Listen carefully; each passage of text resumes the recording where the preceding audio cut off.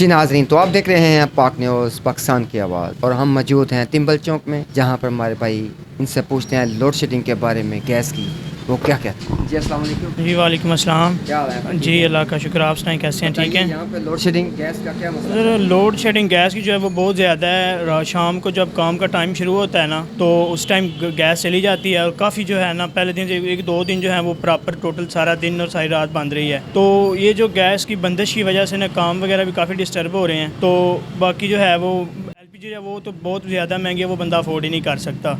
तो लिहाजा हमारी जो है ना वो अल्लाह काम से अपील है कि हमें कुछ रिलीफ दिया जाए, कम से कम ये जो गैस लोड शेडिंग इसकी जो है कम से कम ये बंद की जाए, ताकि हमारे जो कारोबार हैं, काम वगैरह ये प्राप्त। तो काइंडली यही हमारी अब अल्लाह काम से अपील है कि इसको जो है ना इसके ऊपर फिल फॉर जो है ना, हाँ दादरसी के जो फिल फॉर नोटिस लिया जाए। जी नाजरीन, तो आपने सुना हमारे भाई का कमेंट्स। आवाम परेशान है गैस की लोड शेडिंग पर, और इसी के साथ इजाज़त दीजिए कैमरामैन मोहम्मद बाबर के साथ आदिजान, पाक न्यूज़ गुजरात।